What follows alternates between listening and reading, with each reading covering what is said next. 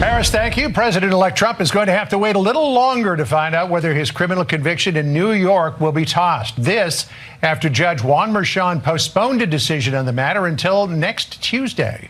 Merchan had been expected to rule whether Trump's guilty verdict could be scrapped based on the Supreme Court's presidential immunity decision. So what happens with the case now? Katie Pavlich, Judge Jeanine Pirro, Andy McCarthy, and Jonathan Turley all standing by with their thoughts. He has a mandate. We've got to get his nominees done. We've got to get his... This leadership will hit the ground running to deliver President Trump's agenda in the 119th Congress, and we will work closely with him and his administration to turn this country around and unleash, as he says, a new golden age in America. The Trump transition moving at warp speed as Congress returns to Washington this week for a lame duck session and a meet and greet for some of its members-to-be. Hello, I'm John Roberts. Welcome to Tuesday and welcome back to The Hammer. Thanks, John. Good to be with you. I'm Jackie Heinrich in for Sandra Smith. This is America Reports. President-elect Trump is racing to fill key cabinet positions, and there are reports of several prospective picks just today. We are still waiting to see if Trump will have a Republican trifecta to work with once he is back in the White House. The GOP has a majority in the Senate and continues to inch closer to control of the House. This is some incoming members get their first look at their new place of work. Fox News team coverage now. David Spunt has more on one of the biggest jobs yet to be filled for President-elect Trump's new administration. Katie Pavlich joins us in moments with analysis on the transition process. But we begin with our senior congressional correspondent, Chad Pergram, who's live on Capitol Hill, where all the action will soon be. Chad? John, good afternoon. House control still isn't settled, but Republicans are inching closer to holding the majority. They have 214 seats right now, the Democrats 205. 218 is the magic number. Democrats are not throwing in the towel just yet, but even Democrats believe the majority is a stretch. I think right now, there's still kind of hope that we could take back the majority, but I'm not going to hold my breath on that one. House Speaker Mike Johnson told me this morning he does not expect any of the old drama about efforts to oust him. That's because the GOP held the majority. But it will be a slim majority and getting smaller. President-elect Trump has already tapped two House Republicans, Elise Stefanik and Michael Waltz, to serve in his administration. It's about the math. But every single vote will count, because if someone gets ill or has a car accident or a late flight on their plane, that it affects the votes on the floor. So I think he and the administration are well in tune to that. I don't expect that we will have more members leaving. Senate Republicans choose their majority leader tomorrow. There are three candidates: Rick Scott, John Cornyn, and John Thune. Incoming freshmen get to vote. I want to understand who's best at implementing the agenda with President Trump, who can actually work with President Trump to make sure the agenda is implemented and in what sequencing. So that's the questions I'll be asking. I'm going to be listening intently tonight and tomorrow morning, and from there make a decision. Now, there's a forum tonight for the majority leader candidates. Also tomorrow, President-elect Trump is expected to visit Republicans on Capitol Hill. That's before he meets with President Biden at the White House. John? All right, tomorrow's going to be quite the day. Chad Pergram for us on Capitol Hill. Chad, thank you. Jack. Thank you. Well, as President-elect Trump's cabinet takes shape, there's a lot of attention on the job of Attorney General and the candidates running for it. David Spunt is live from the Justice Department. David, who is on this short list? Well, several names on the short list we're told, but really, Jackie, that list is constantly changing until the president-elect makes the offer and that person accepts the offer. So we're hearing a lot of different names, but one thing we can say for absolute certain right now, it's no secret that the president-elect has had disdain for the Department of Justice, really since the early days of his last administration, and it all began with his then Attorney General, Jeff Sessions. Sessions recused himself from the Robert Mueller probe. Remember that? Well, it infuriated then President Trump, and since then, he's wanted to change the entire DOJ. Some of the names we're hearing talking to people connected to the Trump transition include former Director of National Intelligence John Ratcliffe, Utah Senator Mike Lee, conservative attorney Mark Paoletta, former acting Attorney General Matt Whitaker, former Florida Attorney General Pam Bondi, former SEC Chairman Jay Clayton, Missouri Attorney General Andrew Bailey, and Texas Attorney General Ken Paxton. What's unclear, Jackie, Jackie, how many of the career officials at the DOJ will stay on the job when the new AG and that person's team takes over? A lot of mixed emotions from these career people. These have people that have worked in Democratic and Republican administrations. I know several who have said they've been career for 20 years, they hope to stay on the job. Now, Trump took particular annoyance with the appointment of Jack Smith as the special counsel in the Merrick Garland administration, the man who brought him before 2 federal judges. Jack Smith plans to drop his fight before Trump takes office. Why? Because he has to. According to DOJ policy, the DOJ does not prosecute a sitting president. Last week, Jack Smith telegraphed to Judge Tanya Chutkan that he's going to ask for a suspension of the rest of the filing dates in this case. So right now, all of those final dates have been off. He's asking till December 2nd so he can come up with some sort of plan on how he wants to gracefully exit the stage. Someone asked me, can Jack Smith go rogue and stay on until Donald Trump becomes president? I'm told absolutely not.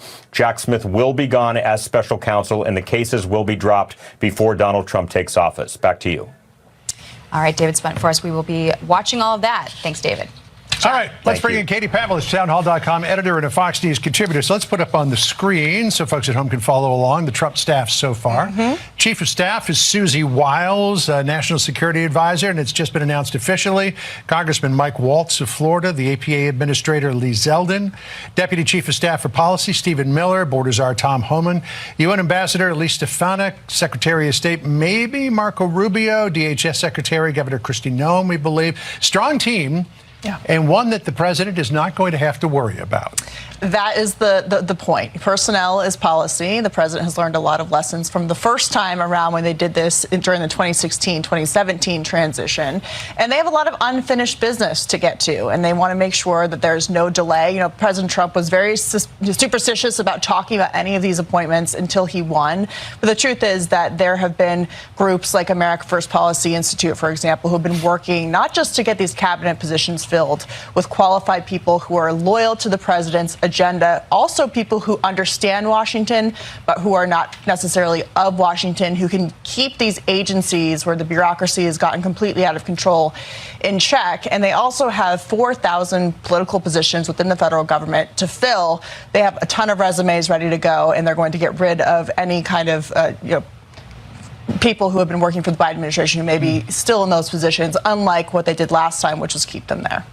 You know, in Waltz and Rubio, at least, I mean, I'm sort of seeing tea leaves here that this is going to be an administration that's very hawkish on China. Yeah. The other side to that is there the potential for less intervention in other parts of the world, particularly future of Ukraine, that kind of thing, because we're going to be prioritizing as a country China. What are your thoughts? It's very clear that with the national security team that they've assembled so far, and we're still waiting on the director of national intelligence, of course, the Department of Defense secretary we're waiting on, and a couple of other positions, but they want to reestablish deterrence.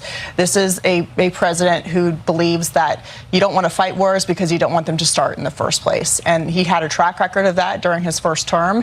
That is being reestablished right now with the people they've already announced for these positions. And so they want to make sure that China knows that they're serious about the things that they say. Also on the issue of Iran, you know, the first term, they defunded things like UNRWA, so they weren't funding these terrorist proxy groups. That will come to a halt as soon as he gets back in office. All right, so we alluded to this just a second ago, but here's what Politico thought about the Trump appointments so far. The big takeaway from Trump's whirlwind round of personnel announcements, Donald Trump is sending a message to anyone hoping to work with his second White House.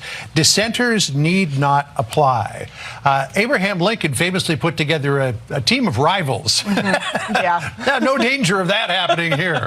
Well, look, the president, again, has a lot of work to do that he believes they left unfinished during the first term. They don't actually have a ton of time to do it just based on the nature of politics. I mean, you have a 4-year term.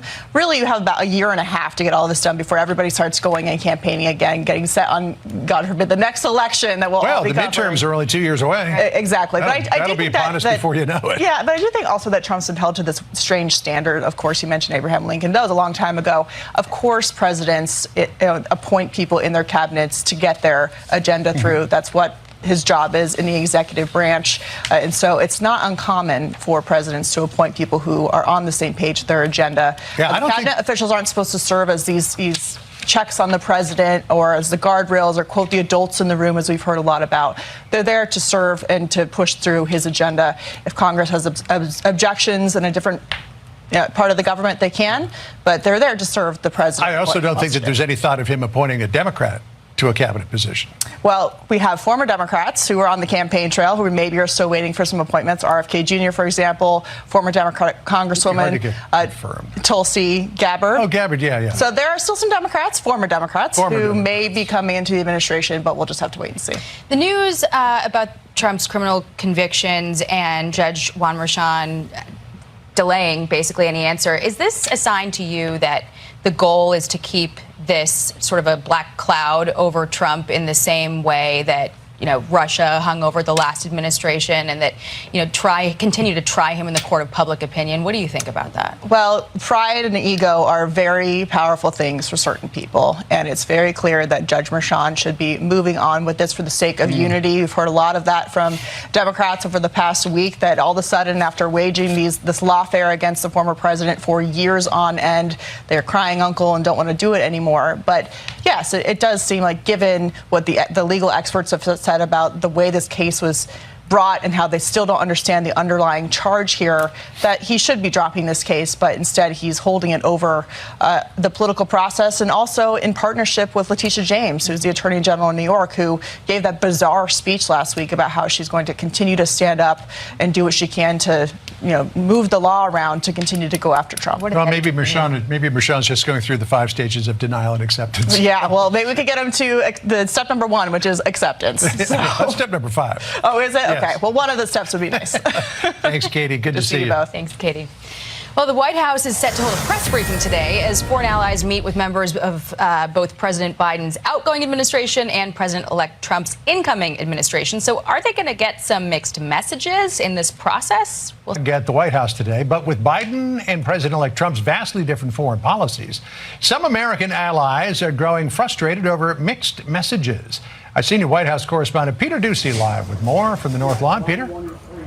John, good afternoon. 2 things appear to be true here at the White House. The Biden and Trump teams appear committed, both of them, to an orderly transition. But the Biden and Trump teams also are both well aware of the fact that a bunch of Biden foreign policy priorities are about to be undone.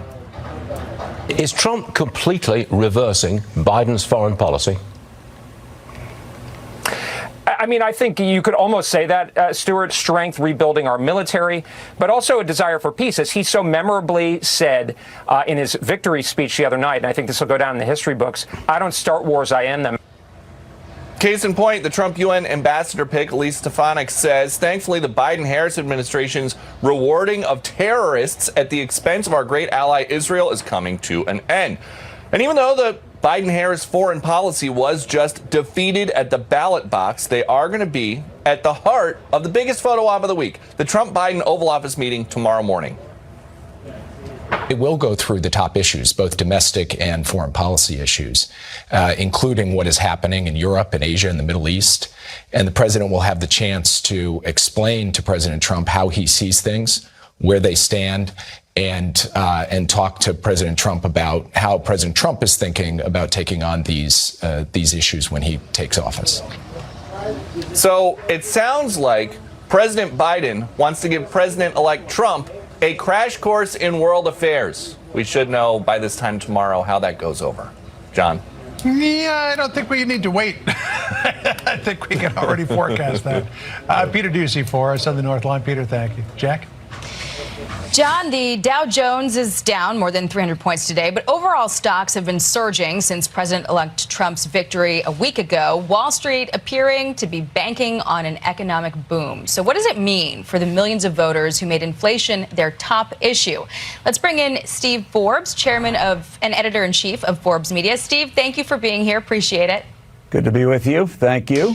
So, Steve, just a couple of points here. I mean, Wall Street's obviously been on a real heater since Election Day. You had Bitcoin surging. The Dow closed above 44,000 for the first time. Investors piling into stocks. A lot of confidence that easier regulation and deal making is going to continue to give markets a boost. So how much do you think that this can continue once Trump is actually in office? Because all this growth is happening before he even gets there. Well, the stock market always tries to anticipate the future, so there's a lot of euphoria today. It shows how heavy the sort of Damocles, so to speak, was hanging over the economy, fear of new regulations, new taxation if the other side won. So now there comes the hard part, and I think next year don't be surprised if stocks are kind of sluggish a little bit as reality comes in. Trying to get a tax bill through. Deregulation is going to be difficult. They'll do it, but it's not going to be easy. Cutting spending is going to be something that's going to be a 4-year project, not a 4-month project. So people shouldn't try to time the market. They should take a 4-year horizon. Where do you think we're going to be 3 or 4 years down the road? And then place your investments, but don't expect to keep going in one direction, the kind of euphoria we've had until right till today. That's interesting. You know, you mentioned the permanent extension of the 2017 tax cuts. I mean, that's like the Super Bowl for the Ways and Means Committee. Who do you expect to be the winners and losers when that goes through? Oh, I think or will there be losers? Well, I think what you're going to see is a lot of small businesses, especially if they cut the personal income tax rates and small business tax rates, having a big ability to have deductions on investments now instead of stretching them out over several years, the deductibility of buying plant and equipment. All of that, I think, is going to be a boon to small business. What's also going to help small businesses is deregulation, especially in the banking side, which has been crushed with regulations, hurting lending, direct lending to small businesses. So obviously, defense companies are going to do well. We have major repair work to do there. And I think you're going to see some real big moves in the next couple of years in healthcare as we get more of a consumer-oriented approach to healthcare instead of the top-down one that we've had almost forever. You mentioned deregulation. Obviously, Trump is going to go all in on domestic energy production. Is there, on the other side of that, any counter risk that if we pull the reins back from renewables, that you give countries like China an opening to really sort of run the game there? Well, I think removing the barriers, artificial barriers on things like liquefied natural gas exports, which is one of the dumbest things we've ever done, we are now the biggest energy producer in the world. And so China has to import energy, oil and gas. And so whether it buys directly from us or through intermediaries, that gives us a lot of power and leverage. So in terms of renewables, there's no way. We've had 20 years of experience, trillions of dollars of investment. There's no way they can even begin to replace oil and gas for most of our energy needs. We've spent $7 trillion. The amount of energy still coming from fossil fuels is still way above 80% worldwide. So I think you're going to see a better approach. That's why energy stocks have done well. And the infrastructure around energy stocks are doing well, pipelines and the like. So one quick question. I mean, we're all watching this huge growth in the economy, or in the stock market in particular. Warren Buffett, though, is selling all of his stocks, apparently. There's a headline in the Daily Mail. Does Warren Buffett know something we don't, as he makes shocking move to sell popular stocks? Not all his stocks, I should be clear. What's going on here, in your view? Well, you have to ask him, but he, I think, likes to look for bargains out there. So don't be surprised with his war chest that if next year you do see what they call a correction. I never understood why when the market goes down they think that's correct. But anyway, if the market has a dip, I think you'll see Buffett go in there. He's always looking for underpriced assets. But it says something about how strong the market has been that he has a hard time finding them. Especially there are very few companies, given the size of his company, Berkshire Hathaway, where it can move the needle. $325 billion cash is bigger than almost every company except for about 25 or 30. So it's hard to find investments that can absorb the cash, that can really move the needle, so to speak, at a company the size of Berkshire Hathaway.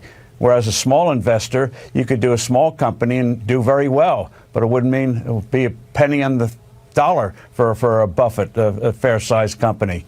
So it's not like it was 50 years ago when he could time the market as he did back in the late 1960s. He got out. We had an interview with him at Forbes. He said he thought the market was overpriced. He was right. He came back in 5-6 years later when the market was low, did very well. But given the size of that he's playing with now, size of the chips he's playing with now, it is hard. And he's not going to make a move just for the sake of making a move.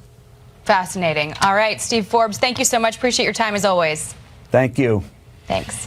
We've heard it's too big to fail. He's too big to play. I guess so. Yeah. Well, you keep an eye on Warren Buffett, keep an eye on Nancy Pelosi, I guess. Right? She might have a better idea than he has. Yeah, maybe. Marine veteran Daniel Penny's manslaughter trial continuing today. What one witness who jumped in to help Penny says happened. We've got reaction from Judge Jeanine coming up next. Plus this.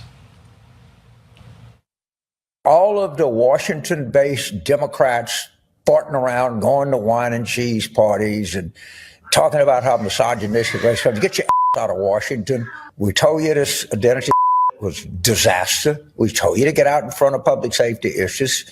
You didn't. You didn't. Wow. James Carville not mincing words as Democrats' post-election soul-searching and finger-pointing continues. So where does the party go from here?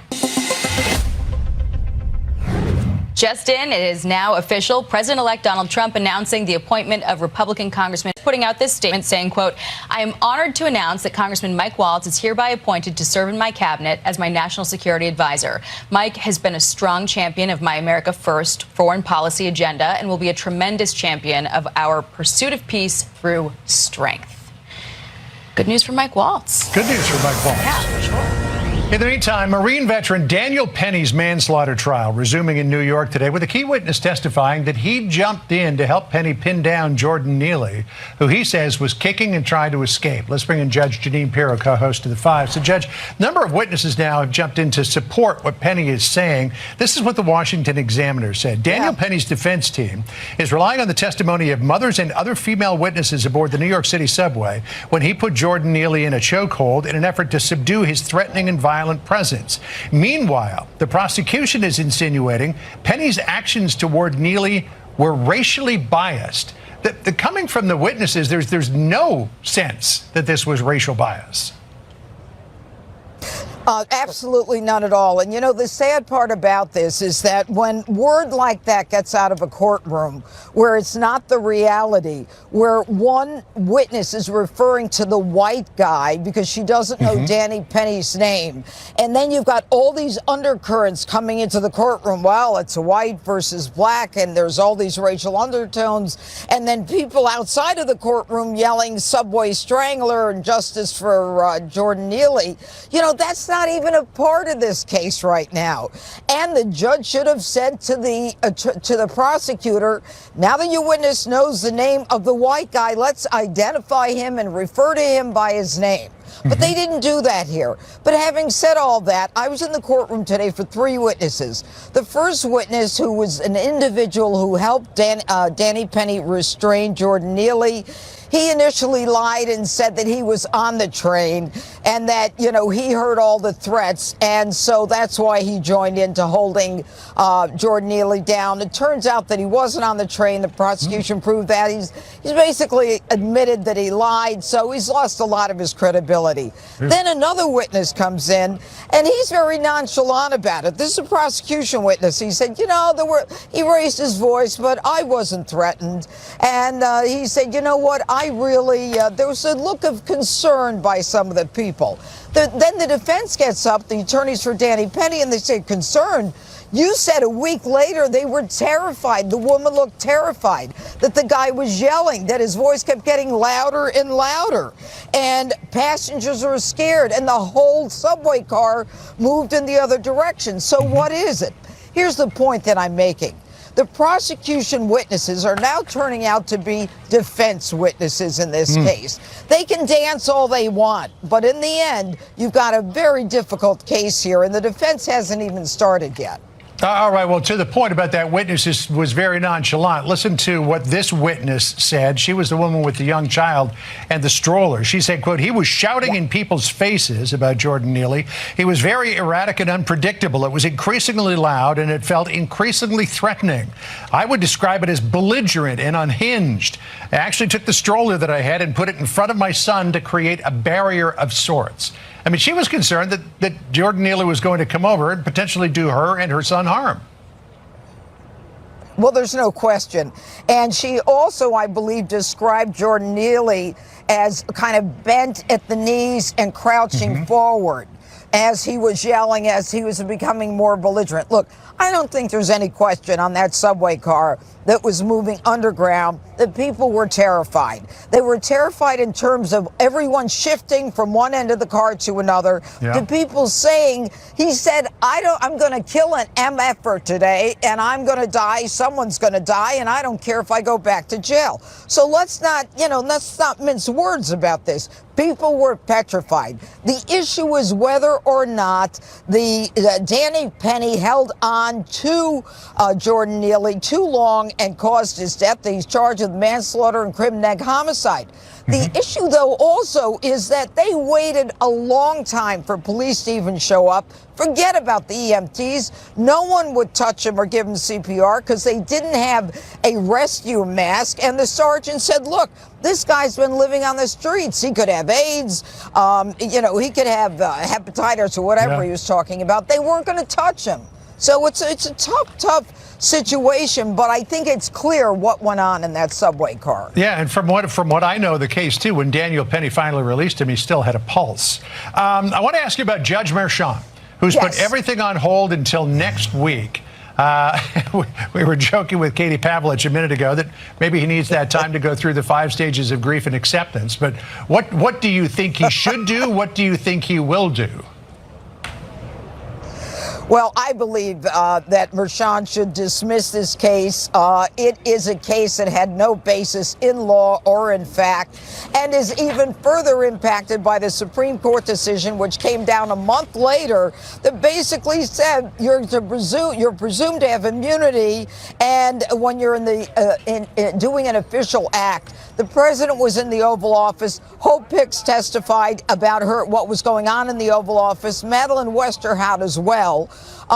This case was not even a felony. They bootstrapped it with another crime. The jury didn't even know what they convicted the former president of, and it was barred by the statute of limitations. The whole thing is a joke. It should never have happened in the first place. It was a politically motivated case, and it should have been dismissed. Merchan just can't, he doesn't have the, how shall I say it, chutzpah or the spine to do what he's supposed to do, because he's devastated.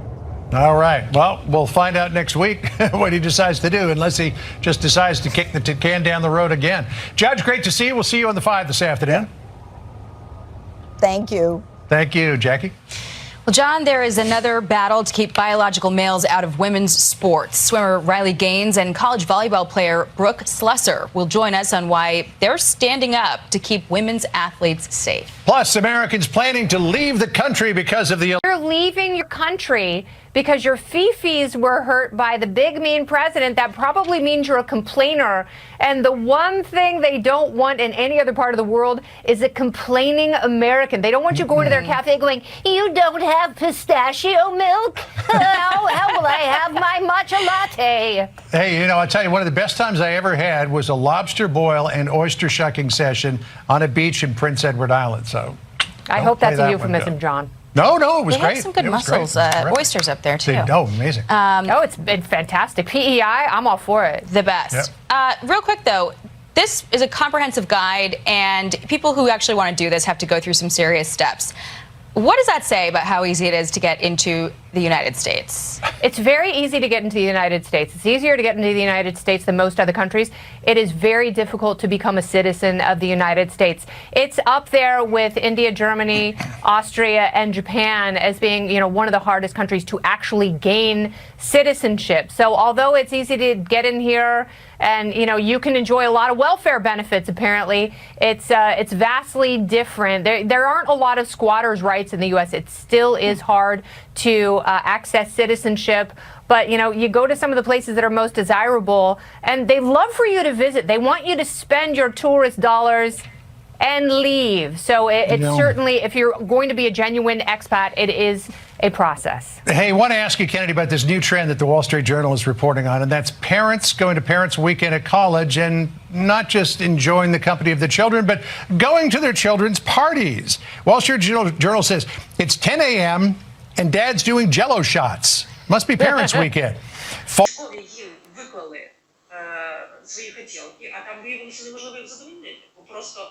Недостатньо було на той час промисловості виготовити гуму. на той час замість чіпів там була гума критичним матеріалом, щоб зробити достатньо там бронетехніки чи що там потрібно. Ось. І тоді цивільні сказали військовим, ні, ми порахували, у нас економісти, аналітики, які потім стали Нобелівськими лауреатами, в тому числі український економіст Кузнєц з Харкова, вони порахували, що реалістично от вступ в війну Америки з відкриттям Другого фронту в 44-му тижні, це 44-му році. Це було не просто рішення таке наобум, це було математично прораховане рішення, на основі якого було прийнято ряд політичних, економічних, фінансових, реформаторських рішень в різних міністерствах, в тому числі в їхньому департаменті State, які всі виконували. Тобто не можна віддавати суто військових рішення про план перемоги. Це неможливо просто буде виконати, замінити їхні хотілки. Військові не мислять ресурсами. Військові мислять, у них завжди хотілки будуть на трильйони доларів і на мільйони людей. Тобто я так зрозуміла, що план перемоги – це